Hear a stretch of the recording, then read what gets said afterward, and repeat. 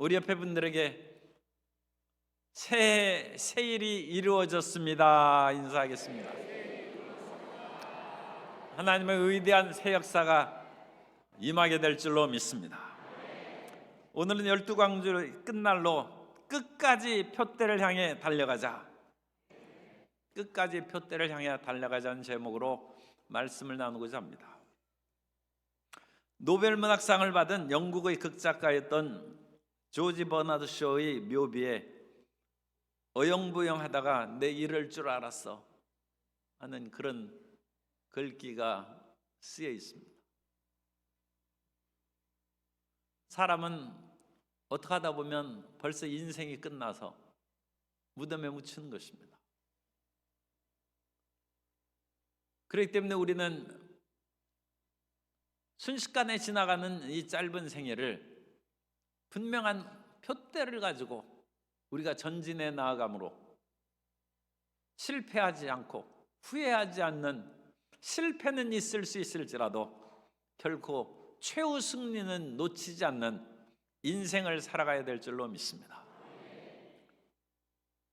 그와 같은 인생을 살아가기 위해서는 우리 삶에 분명한 목표가 있고 표대가 있어야 되는데, 어떻게 우리가 표대를 만들고 그 길로 끝까지 뒷걸음치지도 않고 좌로나 우로나 치지도 않고 걸어갈 수 있는지 말씀을 통하여 은혜를 나누고자 합니다. 첫째로 우리는 믿음의 선진들을 기억해야 됩니다. 히브리서 11장의 믿음의 선진이라는 말은 선진국 그런 때 씁니다만, 사람에게 있어서는 그냥 믿음의 선배입니다. 우리 믿음의 선배. 그런데 선배치고는 그야말로 아브라함은 4,000년 전의 사람이고 모세는 3,400년 전의 사람이니까 선배라고 하기에는 너무나 높고 까마득한 선배죠. 그래서 믿음의 선진이라고 합니다만, 믿음의 선배들을 우리가 살펴볼 필요가 있다는 것입니다. 그러면 그분들은 처음부터 분명한 인생의 목표와 달려갈 길을 명확히 알고 달려갔느냐? 물론 그런 분들도 있습니다만 그렇지 않다는 것입니다. 히브리서 11장에 있는 믿음의 선배들은 최후의 믿음의 승리자들입니다. 그들이 처음 하나님을 믿고 시작할 때는 우리와 별 차이가 없었어요. 그런데 그분들은 끝까지 하나님께서 가리키는 그 길을 걸어감으로 성경에 기록되고 우리가 오늘날 존경하는 믿음의 선진들이 됐다는 것입니다. 그러므로 2024년을 맞이하는 우리도 그러한 소망을 가질 수 있어요. 성도 여러분이 그 삶이 신앙서적에 남고 후배의 믿음의 사람들이 기억해주는 선배 믿음의 사람이 되시기를 주님 이름으로 축복합니다. 우리에게도 2024년이 하나의 기회입니다. 오늘은 히브리서 12장 1절부터 3절까지 말씀을 살펴봤습니다만, 인내와 소망의 주제의 말씀은 로마서 5장 4절인데, 사람이 환난을 통하면 그 환난을 통하여 삶을 포기하는 것이 아니라 절대로 삶을 포기하지 말고 인내하라는 것입니다. 왜냐하면 하나님은 영원히 선하시고 인자하시기 때문입니다. 하나님께서 이 세상을 태어나게 하셨은즉 우리가 끝까지 하나님을 바라면 그 환난을 통해서 우리를 연단하시고 가르치시려는 것이지, 우리를 죽이시려면 뭐하러 이 세상에 태어나게 하겠습니까? 그러므로 환난은 인내를 만들어내고, 우리가 인내를 겪음으로써 우리의 잘못된 품성이나 그런 습관들이 걸러지고 정화되어서 연단을 받고 단단하게 되고 순금같이 변하여 우리는 좋은 인품을 가진 그런 성품의 사람이 되고, 그것으로 인하여 우리 마음 가운데 영원한 소망이 생긴다는 것입니다. 그래서 직접적으로 얘기하면 환난을 통하여 영원히 빛나는 소망이 생기는 것입니다. 그러므로 소망을 당할 때 결코 좌절하고 낙심하지 말고, 이 환난이 나에게 소망을 주는구나. 하찮은 흑연 덩어리가 지하 150km, 250km 속으로 그것이 탄소씨 숯덩어리가 들어가서 온갖 환난과 역경, 말할 수 없이 뜨거운 지열과 압력 속에서 다이아몬드로 변하고, 진주조개의 작은 티끌이 들어오는 환난을 통하여 그 아픔을 감싸고 감싸서 영롱한 진주가 만들어지는 것입니다. 아브라함이 고난과 역경 가운데 하나님을 만났습니다. 갈대아 우르에서 그 형이 죽고 집안의 사업은 망하고 사라는 아이를 갖지 못한 그런 환난 가운데 하나님께서 본토 친척 아비집을 떠나 내게 지시할 땅으로 가라는 그 음성을 듣고 아브라함이 그 길로 나아가 끝까지 신앙의 길을 달려가므로 아브라함은 믿음의 조상이 되고 100세의 이삭을 낳고, 아브라함이 믿은 바 하나님은 죽은 자를 살리시고 없는 것을 있는 것 같이 부르시는 하나님이 되신 것입니다. 우리도 그렇게 될 수 있다는 거예요. 우리도 환난을 많이 겪는 사람은 위대한 가능성이 있는 거예요. 말이 좀 이상합니다만 환난을 하나도 안 겪는 사람은 아예 별로 크게 되지 못할 수도 있어요. 원래 옛말부터 환난과 고생을 많이 겪은 사람이 잘못하면 바짝 쪼그라들지만 제대로 되면 정말 영웅이 되고 나라의 큰 인물이 되는 것입니다. 아브라함이 그 길을 걸어간 것을 또한 이삭과 야곱과 더불어 그것을 증언하는 것입니다. 우리가 그와 같이 어려움과 역경을 겪고 나아가면 우리에게 소망이 있다. 소망. 우리가 절망이 아니라, 환난이 절망이 아니라 환난이 소망을 이룬다는 것을 반드시 기억하시기 바랍니다.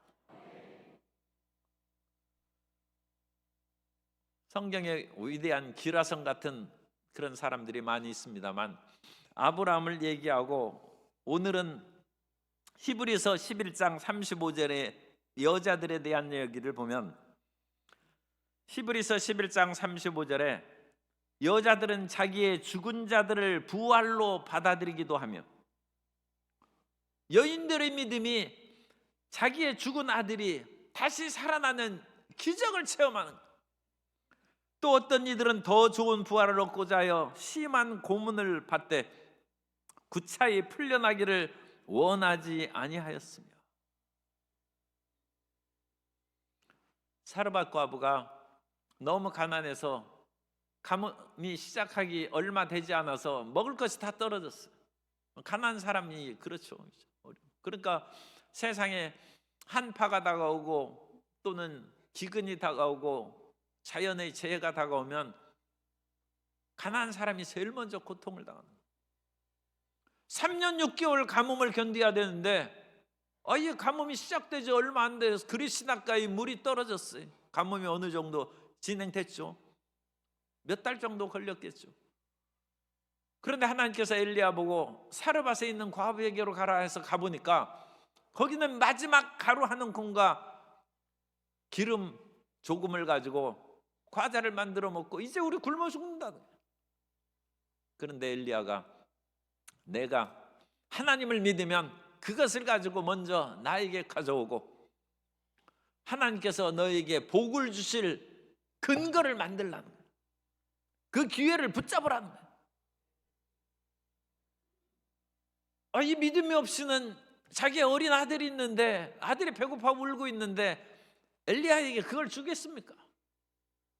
그런데 사르밧 과부가 그 환난을 믿음으로 엘리야를 먼저 공개하며 3년 6개월 나머지 이제 3년여의 모든 기간 동안 가루통에 가루가 떨어지지 않냐고, 기름병에 기름이 끊어지지 않는 하나님의 기적이 나타나고, 사르밧 과부의 믿음이 오늘날 우리에게 알려진 사람이 되었다. 엘리야는 2850년경의 사람이에요. 2850년경의 이방 여인이 이스라엘의 성경에 기록됐을 뿐만 아니라 오늘날 우리 대한민국 사람들이 그걸 알아주는 사람이 됐어. 이 믿음의 위대한 역사가 환난을 통하여 인내, 연단, 소망을 가져오고 그 생애가 복되게 되었다는 것입니다. 그 후로 그의 아들이 죽었습니다만 다시 엘리야가 다시 살려냈어요. 다시 살아난 기적이 일어났습니다. 우리의 시작은 미약할지라도 그 환난을 통하여 하나님께서 우리를 인도하시는 것을 믿으면 환난이 변하여 축복이 되고 슬픔이 변하여 기쁨이 되고 제 대신 화관을 머리에 쓰는 은혜가 임하게 될 줄로 믿습니다. 그 제 대신 화관을 쓴 얘기가 에스더 이야기입니다. 에스더가 바벨론의 포로로 잡혀간 그 후손이 되어서 페르시아의 수도 수산에서 지금 살고 있어요.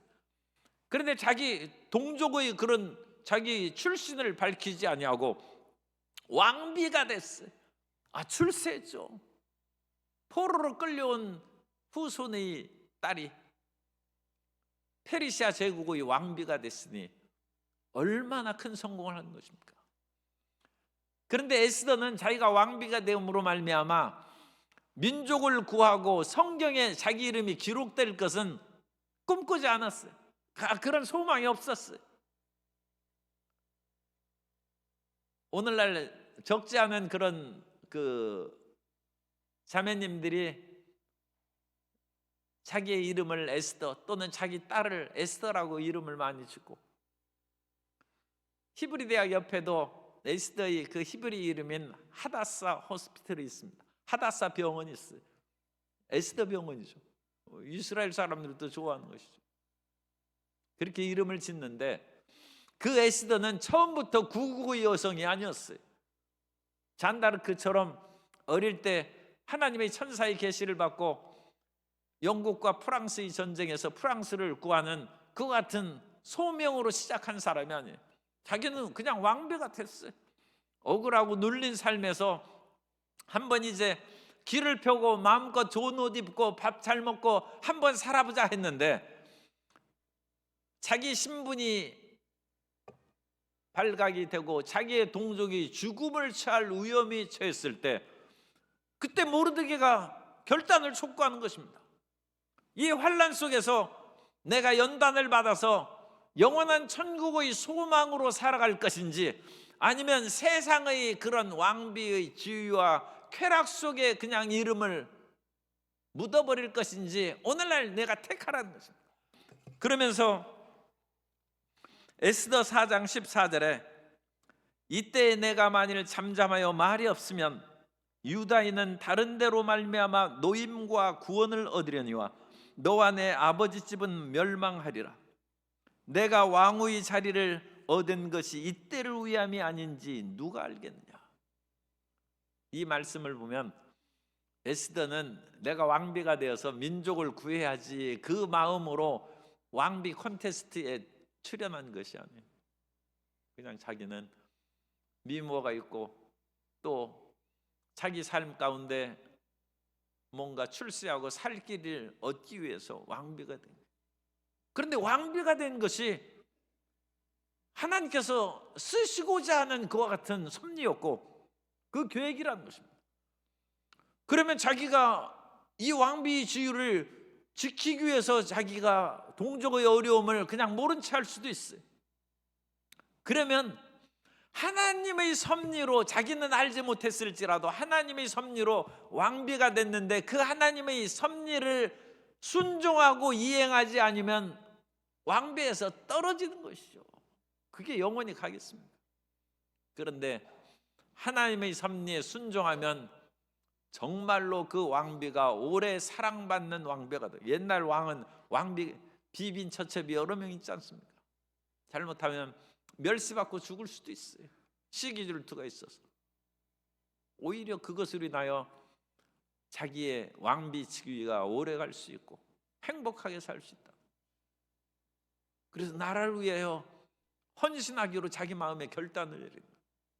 죽으면 죽으리라 하고 나아가는 것입니다. 오늘 성도 여러분들이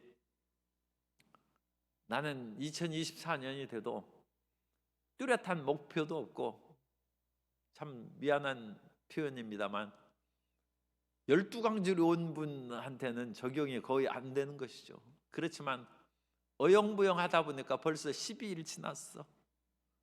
이런 식으로 한 달이 가겠지. 그러다 보면 또 2024년이 가겠지. 그렇지 않습니다. 우리는 어영부영 사는 것 같아도 하나님께서 주신 환난과 역경을 믿음으로 붙잡으면 환난은 인내를, 그 환난을 당할 때 포기하면 안 돼. 끝까지 교회 나와야 돼. 그게 인내. 끝까지 기도해야 돼. 그것이 인내. 환난을 당할 때 끝까지 성경을 읽어야 돼. 그것이 인내. 그러면 우리가 연단되어서 나도 모르게 굳건한 사람이 된다. 이전엔 작심삼일인데 이게 작심삼일이 그런 사람이 아니라 3일을 금식할 수 있는 사람이 되는 거예요. 연단이 되는 거예요. 그리고 그 속에 희한하게도 마음의 가장 깊은 곳에 믿음의 빛이 있어. 이상하게 믿음이 생긴 것을 자기가 확인할 수 있어. 속에 다이아몬드가 생긴 거예요. 환난을 인내로서 겪고 연단을 받으면 빛나는 것이 생깁니다. 그리고 그 빛나는 다이아몬드가 점점 커지는 것입니다. 그래서 믿음의 히브리서 11장에 있는 선진들이 출현하는 거예요. 그러므로 우리는 지금 우리 당장의 삶에 환난과 역경이 다가와도 절대로 포기하고 낙심하고 주저앉지 말아야 된다. 2024년에 어려움이 다가온다. 이거 신났어. 이 모든 것이 우리 밥에. 왜냐하면 이런 환난이 없으면 우리가 성장할 수 있는 기회가 없는데, 이런 환난이 우리의 밥이 되어서 우리를 연단시키고 단련한다는 것입니다. 그러므로 우리는 모든 12장 1절에 있는 것처럼 모든 무거운 것과 얽매이기 쉬운 죄를 벗어버리고, 수고하고 무거운 짐진 자들아 다 내게로 오라고 했는데, 우리에게는 무거운 짐이 있습니다.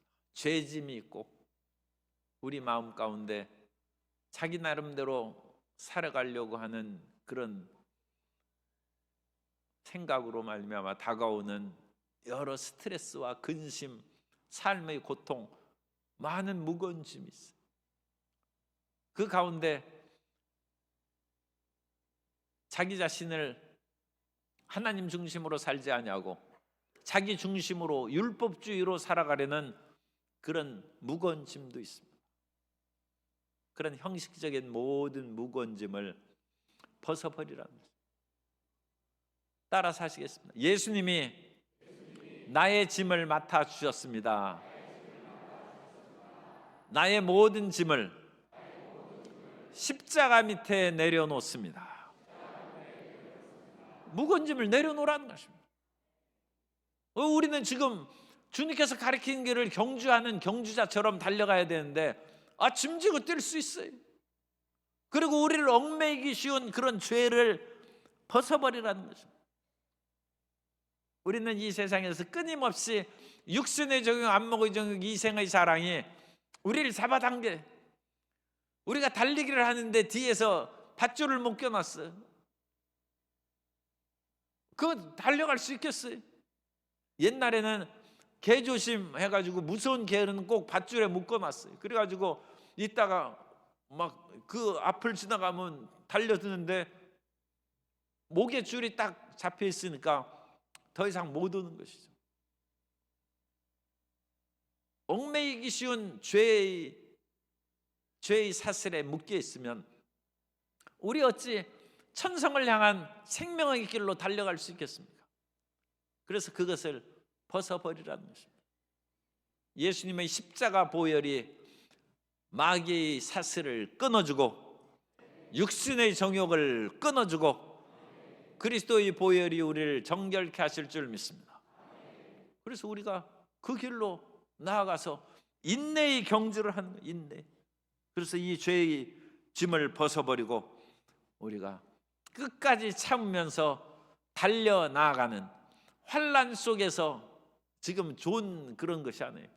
환난 속에서 달려가는 성도 여러분이 되어서 그 환난을 통하여 소망이 맺히게 되시기를 주님 이름으로 축복합니다.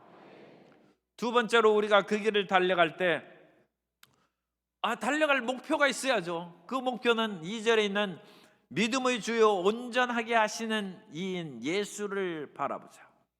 예수님을 보고 우리는 달려가는 것이죠. 따라서 하시겠습니다. 나의 목표는 예수 그리스도입니다.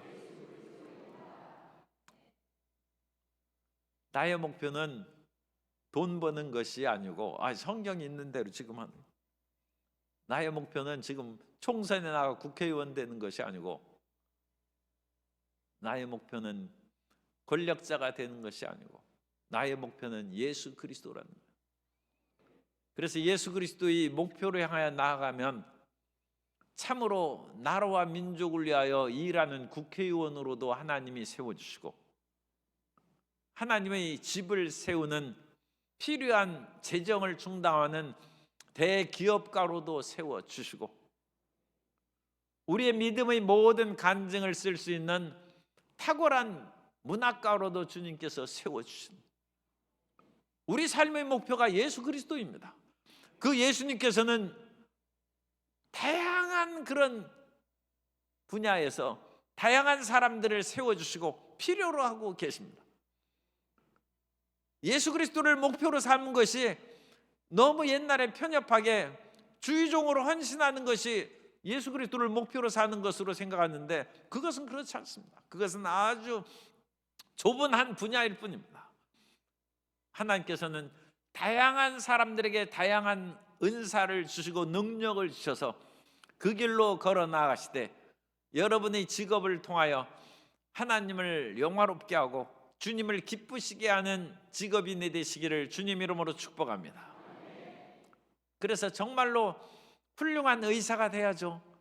그래서 돈만 버는 것이 아니라 사람의 마음도 치료하고 예수님께로 인도하는 그런 의사가 되고 올바른 그런 판검사가 되어서 정말로 올바른 법이 시행되어서 고통과 좌절 받는 사람들에게 정의를 실현할 수 있는 그런 일을 행하는 것이 재판장이신 하나님께서 이 세상 재판장들에게 원하시는 것입니다. 그러므로 우리 삶의 목표는 예수 그리스도인 줄로 믿습니다. 그런데 그 예수님께서 이 길을 걸어가실 때 우리의 본이 되셨어요. 예수님은 따라서 예수님은 나의 삶의 본이 되십니다. 그래서 예수님께서도 이 땅에 오셔서 십자가의 길을 걸어가셨어요. 예수님께서는 항상 하나님 아버지께서 이 땅에 나를 태어나게 하신 것은 십자가를 지고 모든 사람의 죄를 다 짊어지고 청산하는 것이 하나님 아버지의 뜻임을 아셨습니다. 그렇기 때문에 예수님께서는 항상 이와 같은 십자가의 세례를 그 마음 가운데 기억하고 계셨습니다. 누가복음 12장 50절, 누가복음 12장 50절의 말씀을 현대인의 성경으로 읽어드리면 그러나 나는 고난의 세례를 받아야 한다. 이것이 이루어질 때까지 내가 얼마나 답답하겠느냐. 예수님께서도 마음을 항상 편하는 것이 아니라 가장 깊은 곳에서는, 깊은 속에서는 예수님은 항상 기뻐하셨죠. 그러니까 우리 보고 항상 기뻐하라고 말씀하신 것입니다.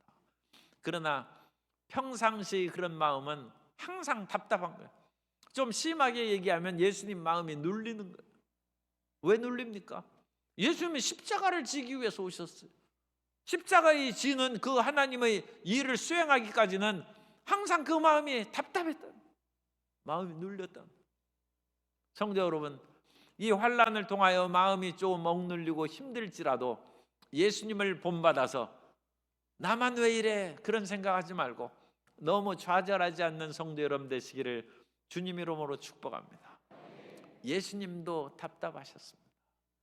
그러므로 내가 조금 답답한 거에 대해서 하나님이 나를 사랑하지 않는다거나 난 이건 버림받은 사람인가 그렇게 생각하지 마시기 바랍니다. 주님께서 이 환난을 이기게 해준, 아니 지금 우리가 지금 이 히브리서는 지금 환난을 당하는 그 신자들에게 주신 메시지, 너희가 환난을 이기라는 거예요. 끝까지 그것을 참고 견디라는 것입니다. 예수님께서도 무시당하는 것이 여러 번 있어요. 그런데 요한복음 8장 49절 이하에 보면 예수께서 대답하시되 나는 귀신 들린 것이 아니라, 예수님께서 귀신을 쫓아내니까 사람들이 존경하는 것이 아니라 예수님이 귀신 들리고 귀신의 그 같은, 말하자면 한 패거리이기 때문에 저런 일을 행한다 하고 예수님을 무시했어요. 난 오직 내 아버지를 공경함이거늘 너희가 나를 무시하는도다. 나는 내 영광을 구하지 아니하니 구하고 판단하신 이가 계시니라. 오늘날 사람들에게 가장 분노케 하는 것은 무시당하는 것이라는 얘기가 있어요. 그래서 무슨 영화에서도 그 사람을 왜 살인했는가? 나를 무시했다는. 그러나 오늘날 현대인들은 예수님께서도 무시당하되 사람들을 심판하고 멸망시키지 않은 것을 기억해야 됩니다. 우리는 우리를 알지 못하는 사람들에 의해서 무시당할 수 있어요. 옛 글에도 인불지 불온 불역하면 군자라고 했어요.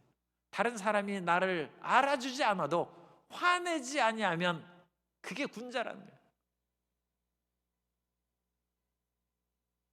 무시당해도 화내지 말고 차가 깜빡이를 켜지 않고 우리 앞으로 기어들어 와도 그냥 용서해 주는 거예요.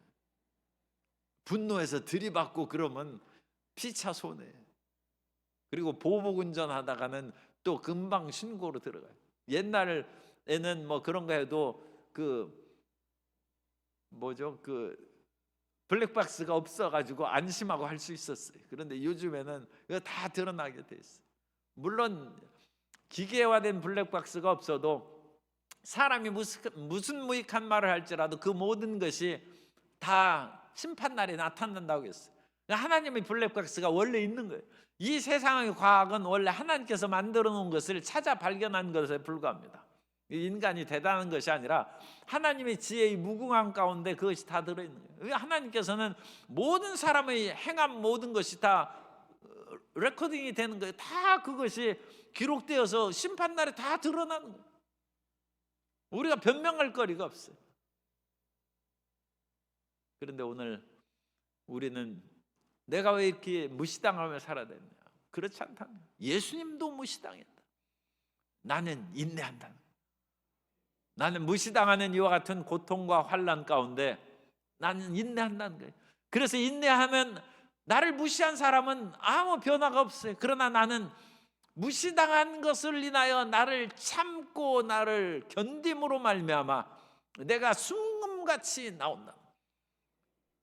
내 마음이 아프기 때문에 새벽 기도를 나오는 거예요. 아침에 새벽에 일어나면 그 마음의 괴로움에 더 이상 잠잘 수 없어요. 정말 어릴 때 근심 걱정 없을 때나 늦잠 자는 것이지 요즘에 늦잠을 잘 수가 없어요. 그러면 그걸 일어나서 그걸 그대로 마음의 아픔을 씹고 피를 흘리면 되겠습니까? 부르짖어야죠. 예수님께서도 답답함이 있고 무시당하는 것이 있다. 그리고 그 모든 것을 견디시면서 십자가를 이루셨다. 나도 어떠한 어려움과 곤고함이 다가온다 할지라도 그것을 인내하고 연단을 받아서 진정 소망의 다이아몬드로 빛내는 인생을 살겠다 결단하는 성도 여러분 되시기를 주님의 이름으로 축복합니다. 세 번째로 우리는 낙심하지 말고 끝까지 다시 전진해야 됩니다. 같이 읽도록 하겠습니다. 3번, 낙심하지 말고 끝까지 다시 전진하자. 그래서 다시 전진하자는 것은 우리가 가끔 쓰러질 때가 있다는 거예요. 그래도 우리는 쓰러지고 넘어질지라도 다시 일어나서 전진하는 하나님의 백성이 되어야 될 줄로 믿습니다. 그래서 이 고난이 우리는 파멸시키는 것이 아니라 고난이 예수님 믿는 사람에게는 연단이요 훈련입니다. 따라서 고난은 연단이며 훈련입니다. 요즘에 그 운동선수들도 초등학교 학생들에게 제일 되고 싶은 첫 순위가 뭔지 아세요? 초등학생들이 1순위로 되고 싶은 것. 제가 옛날 초등학교 다닐 때는, 국민학교 다닐 때는 1순위가 대통령이었어요. 그런데 오늘날은 대통령은 저 뒤에 있어요. 보이지도. 1순위는 운동선수예요. 운동선수도 아주 좋지 않습니다. 더구나 운동선수 해서 잘만 되면 돈도 엄청나게 벌어요. 그런데 운동선수는 말 수 없이 훈련을 받는, 이 운동선수가 훈련을 안 받으면 그것은 제대로 된 기량을 발휘할 수 없어요. 제가 일본에서 80세 이상인가 어쨌든 노인들 경주 달리기 대회를 프로그램이 있어요. 고령화 시대에 우리도 그런 거 하면 괜찮을까 싶어요. 그런데 그 할머니가 80세가 넘었는데 달리기에서 2등 했어요. 2등. 그래가지고 인터뷰하는데 2등한 소감이 어떻습니까? 하니까 연습 부족입니다. 그러더라고요. 내가 1등 할 수 있는데 연습 부족이에요. 그래서 어떻게 연습하십니까? 하니까 그 80세 할머니가 밧줄을 타이어에 묶어가지고 목에 매가지고 달리더라고요. 내가 연습 조금만 더 했으면 1등 하는 건데 연습 부족이라. 여러분, 타이어를 줄에 감고 몸에다 매가지고 달리는 것이 그게 고통이죠. 고난이죠. 그런데 그 훈련은 1등의 소망을 이룬다. 그러니까 환난으로 인하여 아무것도 하지 않으면 아무것도 안 돼. 환난을 당할 때 일어나서 일하는 성도 여러분 되시기를 주님 이름으로 축복합니다. 그러므로 2024년에 어떠한 일이 다가오고 역경이 다가온다 할지라도 그 모든 것은 우리의 밥입니다. 우리의 먹이고 우리의 훈련거리고 우리의 연단거리고, 그리고 새로운 어떤 환난이 다가왔다. 그거야말로 더 좋은 기회죠. 아니, 이런 건 경험해 본 적이 없으니까 나의 그 같은 영적이요 지적이요 삶의 여러 가지를 새롭게 할 수 있는 놀라운 요소가 됩니다. 그것은 운동선수들이 막 서로, 권투선수가 스파링 막 하는데 지금까지 자기가 연습해왔던 거와 전혀 다른 어떤 의도치 못한 곳에서 공격해가지고 자기가 한 대 얻어맞았어. 그럼 그거 연구할 거 아닙니까? 내가 이런 공격은 내가 정말 받아본 적이 없는데 이게 특별한 연습 상대라는 거예요. 그래서 그것으로 인하여 좌절하는 것이 아니라 이게 더 기회라는 거예요. 축복이라는 거예요.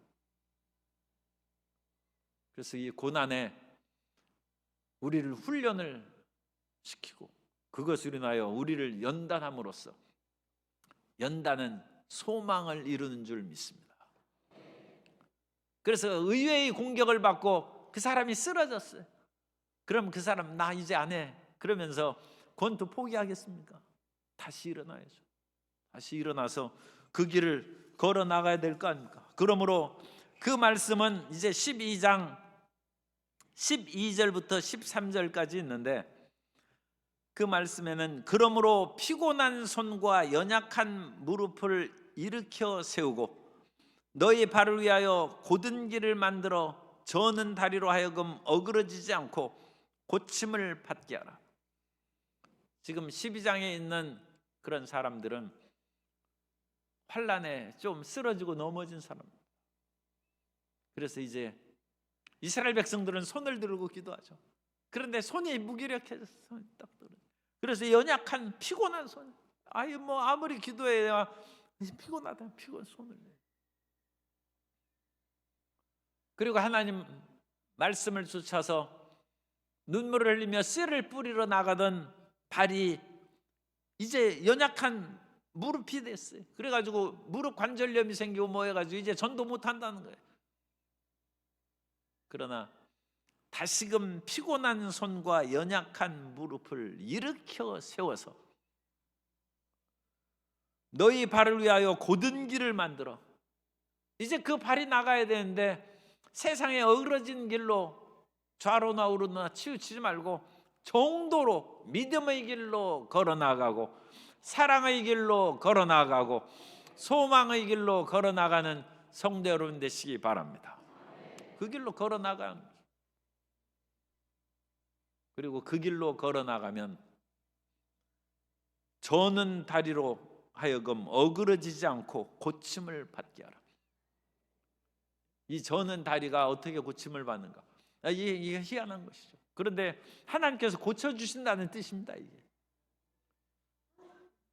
제가 고등학교 때 친구들하고 덕유산을 가기로 그렇게 했는데, 덕유산 가기 며칠 전에 운동장에서 축구를 하다가 이 다리가 그 복숭아뼈 있는 데가 골절돼 가지고 퉁퉁 부었어요.